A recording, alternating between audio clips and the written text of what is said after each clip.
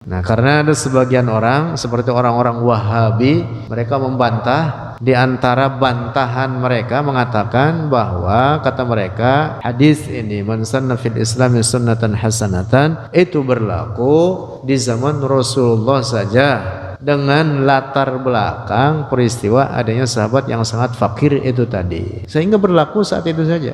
Nah, ini pemahaman keliru, karena kaidah usuliyahnya mengatakan apa? Al-ibratu bi'umumil lafzi la bi khususis sabab.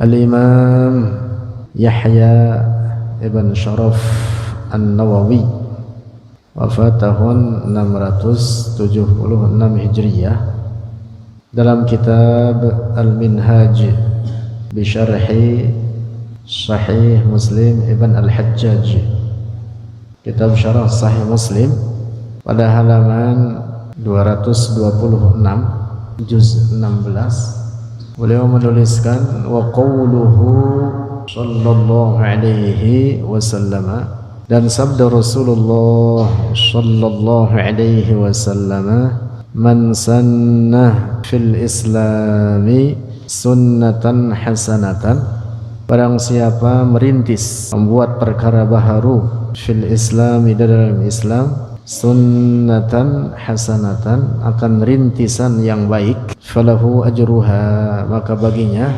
pahalanya itu sunnah hasanah, ila akhirih, hingga akhir hadis, fihi, di dalamnya hadis, al-hassu 'alal ibtida'i bil khairati, anjuran di atas memulai dengan kebaikan-kebaikan. Al-Imam An-Nawawi mengambil istinbat hukum dari hadis ini, man sanna fil islami sunnatan hasanatan, kata beliau fihil hassu 'alal ibtida'i bil khairat, di dalamnya terdapat anjuran untuk merintis, memulai. Artinya apa? Membuat perkara baharu dalam agama ini daripada kebaikan-kebaikan. Oleh karena bentuk kebaikan itu sangat banyak. Ada kalanya model kebaikan yang ada di zaman sekarang perlu untuk dirintis. Oleh karena dahulu belum terpikirkan untuk itu. Oleh karena pada periode sebelumnya belum terlintas atau belum ada kebutuhan untuk merintis perkara baharu tersebut. Bisa jadi di zaman sekarang kondisinya membutuhkan kepada rintisan-rintisan perkara yang baharu, yang baik, yang sesuai dengan tuntutan-tuntutan syara. Itu yang dimaksud. Fihil hassu 'alal ibtida'i bil khairat wa sannis sunani, dan anjuran di atas merintis sunnah-sunnah al-hasanati, yang baik-baik, ajaran-ajaran yang baik, perkara-perkara baharu yang baik. Nah, yang lalu sudah kita bahas, ukurannya adalah sejalan dengan ajaran Al-Quran dan hadis-hadis Rasulullah sallallahu alaihi wasallam. Wat tahdhiri, juga di dalamnya adalah kata Imam An-Nawawi, at-tahdhir, mewaspadakan.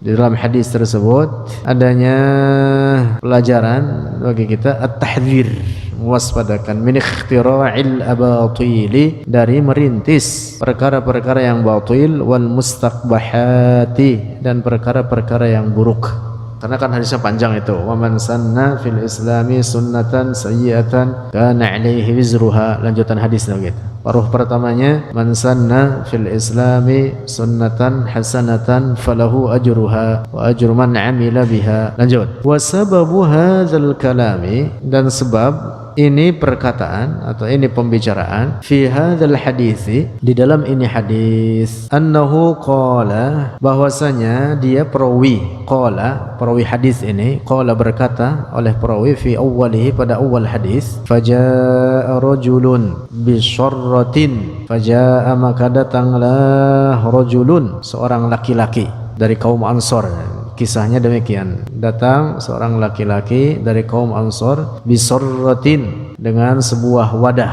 kadat, artinya pada wadah tersebut ada makanan atau kebutuhan-kebutuhan lain sebagainya.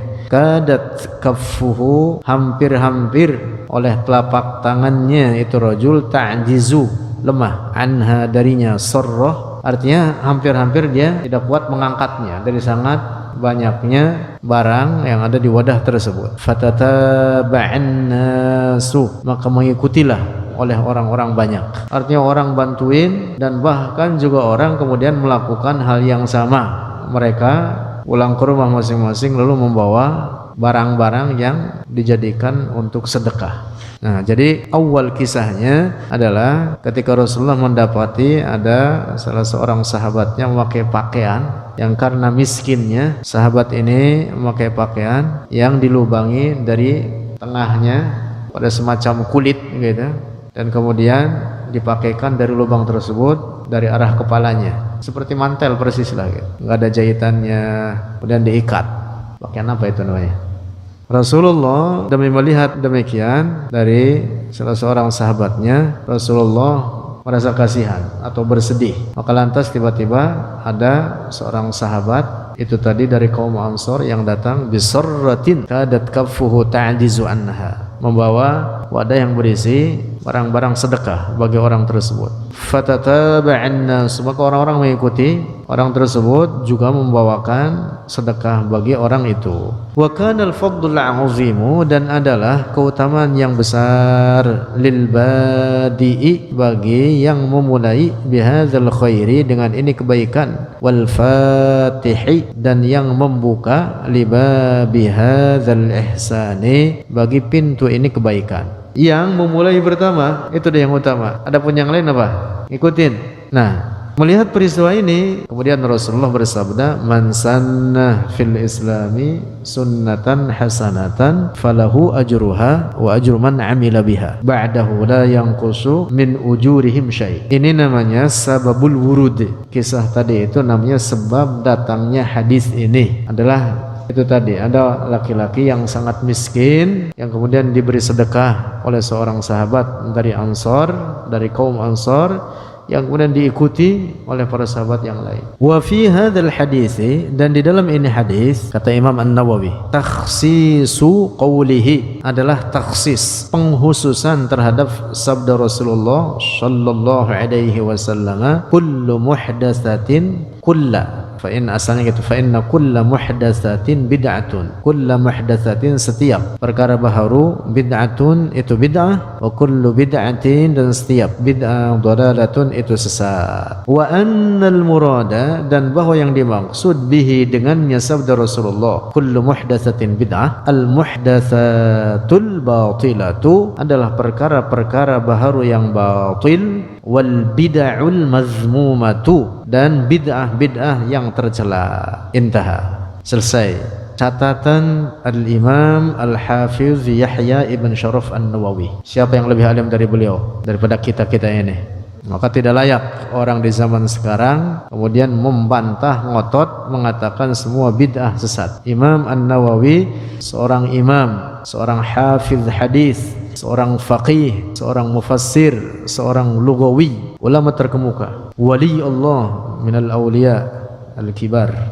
Umurnya hanya 45 tahun, tapi karyanya sangat banyak. Umurnya pendek Imam An-Nawawi, Yahya Ibn Sharaf An-Nawawi. Nah, di dalam hadis ini, kembali lagi, di dalam hadis ini, dalam hadis man sanna fil islami sunnatan hasanatan, kata Al-Imam An-Nawawi fihi takhsisu qawlihi sallallahu alaihi wasallam kullu muhdatsatin bid'ah. Takhsis, penghususan terhadap keumuman hadis kullu muhdatsatin bid'ah. Jadi redaksi Al-Qur'an, redaksi hadis, redaksi nas-nas syara' itu ada yang disebut lafaz umum atau lafaz am. Lafaz am adalah redaksi yang memberikan pemahaman mutlak, menyeluruh. Nah, lafaz am itu kadang ada mukhassisnya. Mukhassis itu yang menghususkan, kadang lafaz umum daripada Al-Quran dikhususkan oleh Al-Quran sendiri, yang disebut dengan takhsisul kitab bil kitab. Ada namanya takhsisul kitab bis sunnah, keumuman redaksi ayat ditakhsis oleh hadis Nabi, atau sebaliknya takhsisus sunnah bil kitab atau takhsisus sunnah bis sunnah. Termasuk model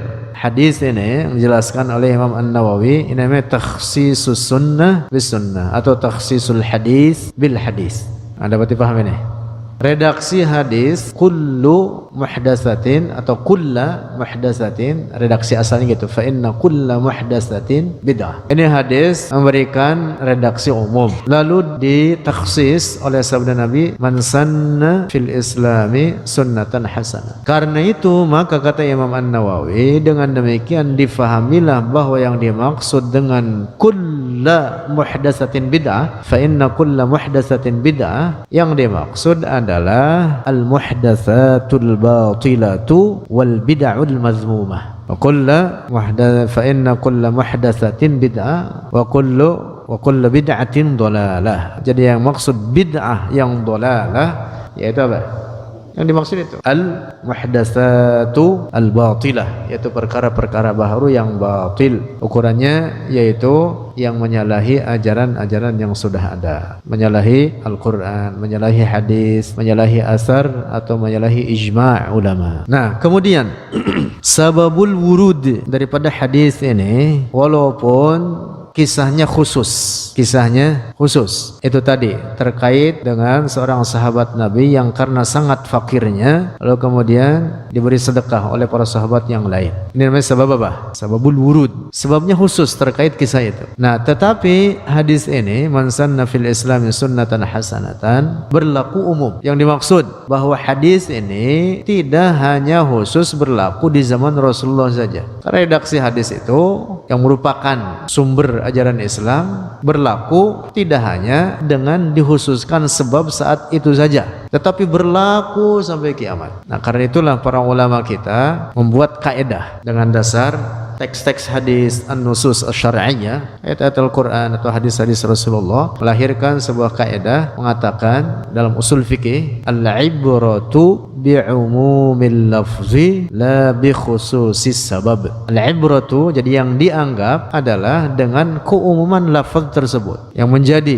landasan hukum atau pengambilan hukum adalah diambil daripada keumuman lafaznya tersebut, la bi khususis sabab, bukan dengan kekhususan sebabnya, bukan dengan kekhususan sebabnya. Walaupun peristiwa itu tadi, khusus peristiwa itu yang melahirkan adanya sabda Rasulullah man sanna fil Islam, tetapi man sanna fil Islam ini bukan berlaku saat itu saja peristiwa itu terjadi, tetapi berlaku bagi selanjutnya sampai sekarang. Nah, inilah yang dimaksud dengan sabda Rasulullah, al-ibratu bi'umumil lafzi la bi khususis sabab. Dapat dipahami ini? Nah, karena ada sebagian orang seperti orang-orang Wahabi, mereka membantah, di antara bantahan mereka mengatakan bahwa kata mereka hadis ini man sanna fil islami sunnatan hasanatan itu berlaku di zaman Rasulullah saja, dengan latar belakang peristiwa adanya sahabat yang sangat fakir itu tadi, sehingga berlaku saat itu saja. Nah, ini pemahaman keliru, karena kaidah usuliyahnya mengatakan apa? Al-ibratu bi'umumil lafzi la bi khususis sabab. Sebab kalau begitu maka berarti teks ini tidak ada manfaatnya, hanya berlaku di zaman Rasulullah saja, tidak berlaku sampai sekarang. Dan itu menjadikan pemahaman demikian, menjadikan teks syar'i ini menjadi abas. Abas itu artinya sesuatu yang jadi sia-sia.